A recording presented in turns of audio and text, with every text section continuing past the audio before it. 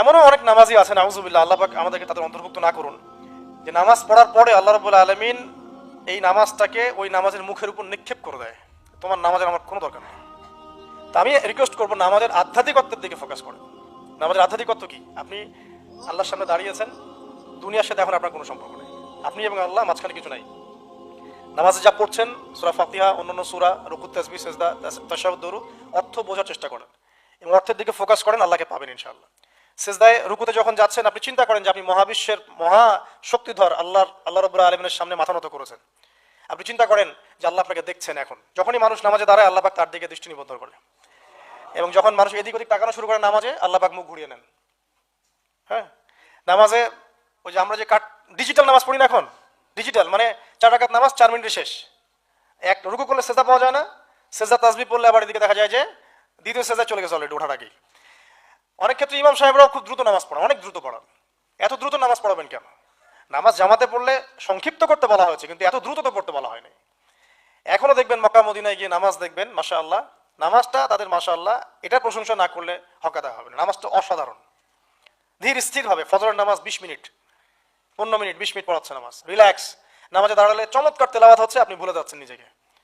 তেলাওয়াত হবে চমৎকার, এবং সবচেয়ে ভালো যিনি তেলাওয়াত করতে পারেন তাকে নামাজে দিতে হবে।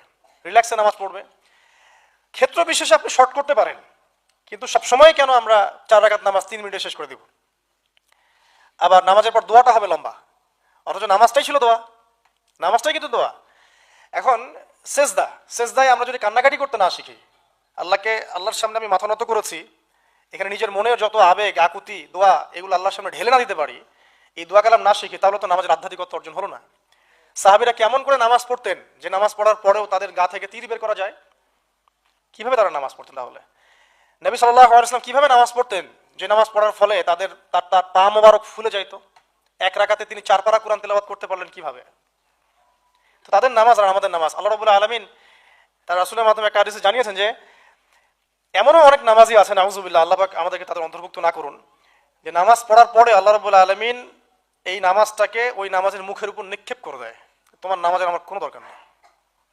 আল্লাহ পাক আমাদেরকে হেফাজত করুন। ধীর স্থির ভাবে পড়েন, রিল্যাক্সে, তার আর কিচ্ছু নাই। ওয়া মা খালাকতুল জিন্না ওয়াল ইনসা ইল্লা লিয়াবুদুন, শুধুমাত্র আল্লাহর ইবাদত করার জন্যই তো পৃথিবীতে এসেছি। হোক না দোকানটা 5টা মিনিট পরে খুললে কি হবে? হ্যাঁ, জমিতে যান, জমিতে আধা ঘন্টা পরে গেলে কি হবে? যে আল্লাহ পাক আপনাকে বাঁচিয়ে রাখতে পারেন, সে আল্লাহ পাক আল্লাহর পথে সময় দিলে আপনাকে অফুরন্ত রিজিকও তো দিতে পারেন না?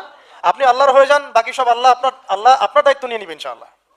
আপনি নিজে আল্লাহর হয়ে যান, আপনার সবকিছু দায়িত্ব কে নিয়ে নিবে? আল্লাহ নিয়ে নিবে। আল্লাহ পাক আমাদেরকে ধীর স্থির ভাবে আধ্যাত্মিকত্ব অর্জন করে নামাজ পড়ার তৌফিক দান করুন, আমিন। তো দেখুন, আল্লাহকে পাওয়ার সবচেয়ে সেরা মাধ্যম কি? নামাজ।